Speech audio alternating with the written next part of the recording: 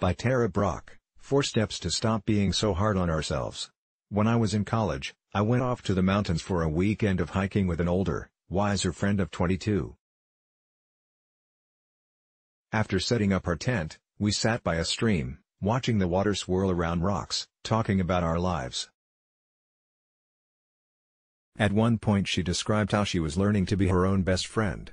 A wave of sadness came over me, and I broke down sobbing. I was the furthest thing from my own best friend. I was continually harassed by an inner judge who was merciless, nitpicking, demanding, always on the job. My guiding assumption was, something is fundamentally wrong with me, as I struggled to control and fix what felt like a basically flawed self. Over the last several decades, through my work with tens of thousands of clients and meditation students, I've come to see the pain of perceived deficiency as epidemic. It's like we're in a trance that causes us to see ourselves as unworthy. Yet, I have seen in my own life, and with countless others, that we can awaken from this trance through practicing mindfulness and self-compassion. We can come to trust the goodness and purity of our hearts. In order to flower, self-compassion depends on honest, direct contact with our own vulnerability. Compassion blossoms when we actively offer care to ourselves.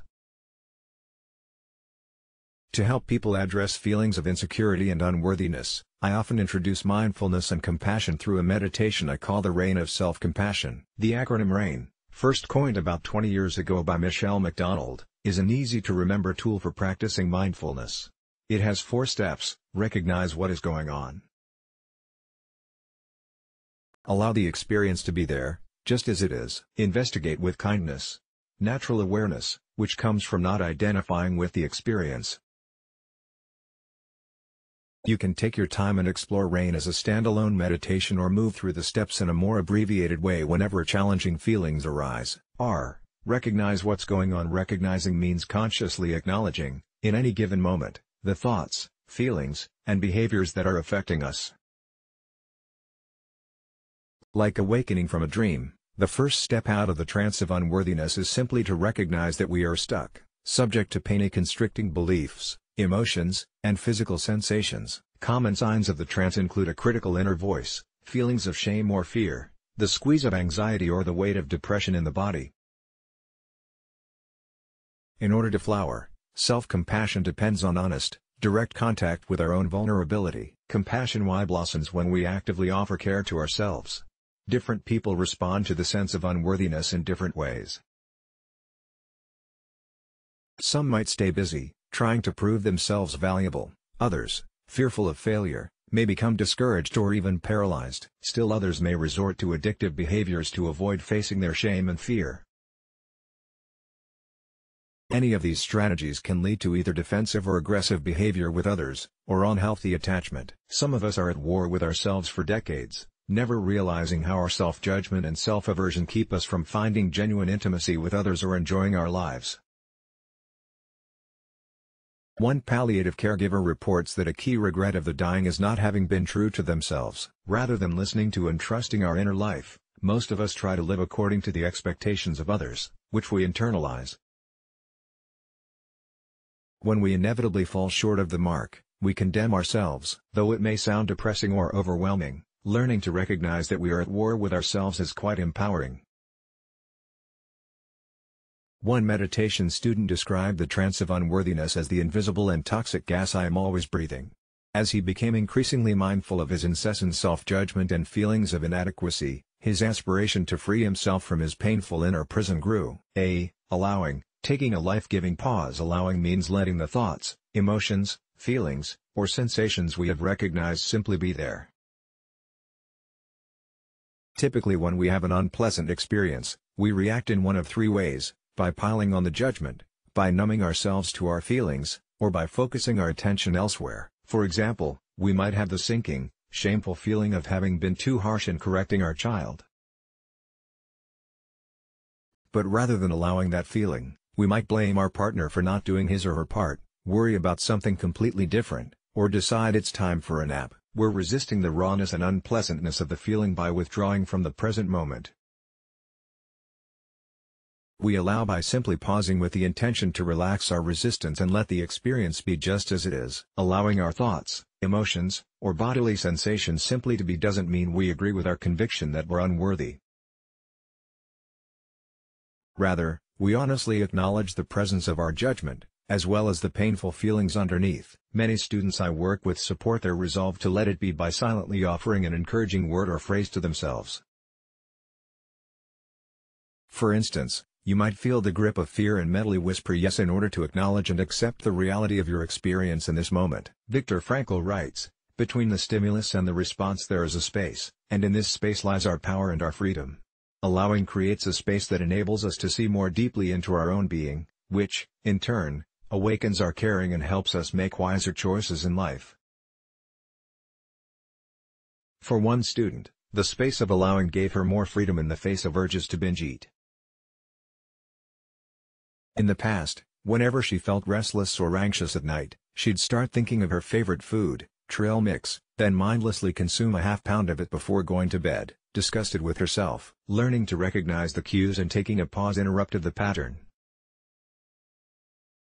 While pausing, she would allow herself to feel the tension in her body, her racing heart, the craving. Soon, she began to contact a poignant sense of loneliness buried beneath her anxiety. She found that if she could stay with the loneliness and be gentle with herself, the craving passed. Investigating with kindness. Investigating means calling on our natural curiosity, the desire to know truth, and directing a more focused attention to our present experience. Simply pausing to ask, "What is happening inside me?"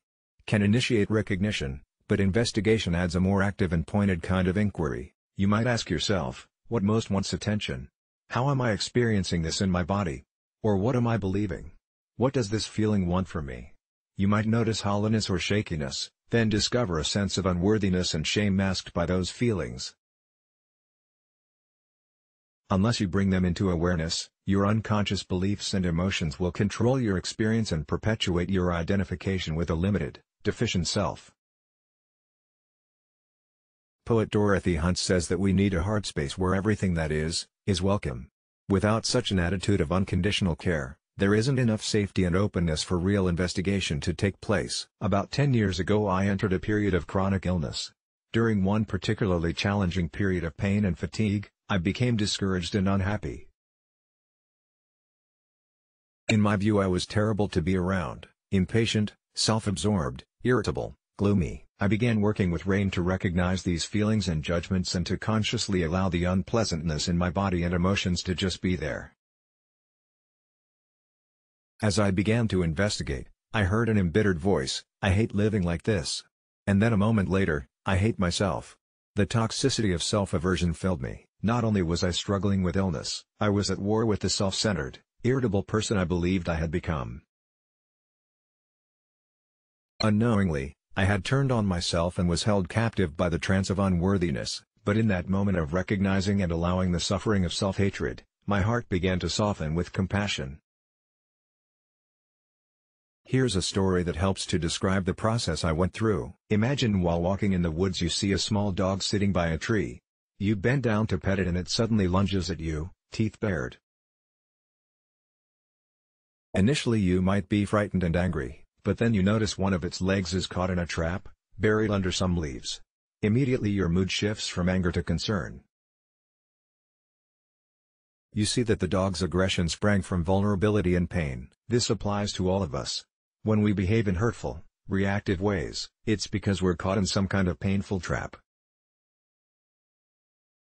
The more we investigate the source of our suffering, the more we cultivate a compassionate heart toward ourselves and others. When I recognized how my leg was in a trap, sickness compounded with self-aversion, my heart filled with sorrow and genuine self-care.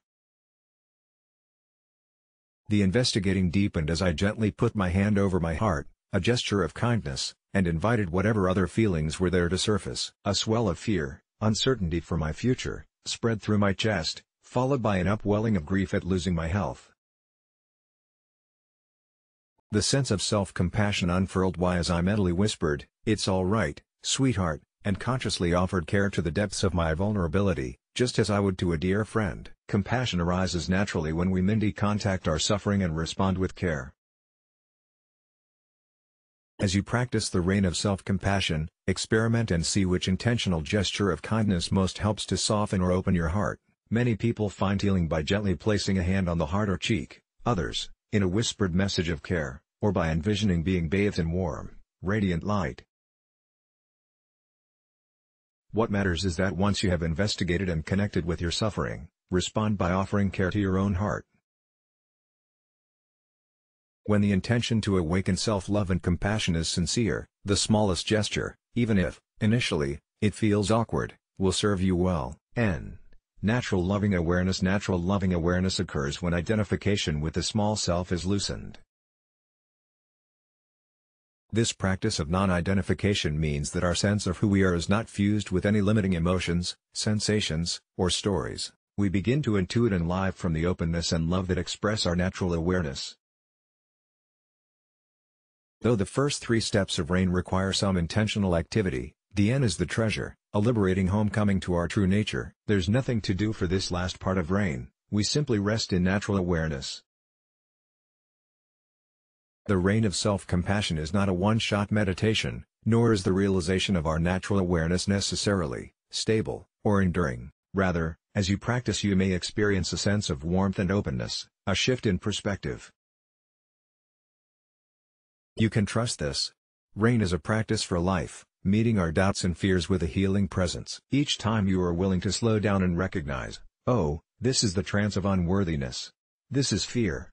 This is hurt, this is judgment, you are poised to decondition the old habits and limiting self-beliefs that imprisoned your heart.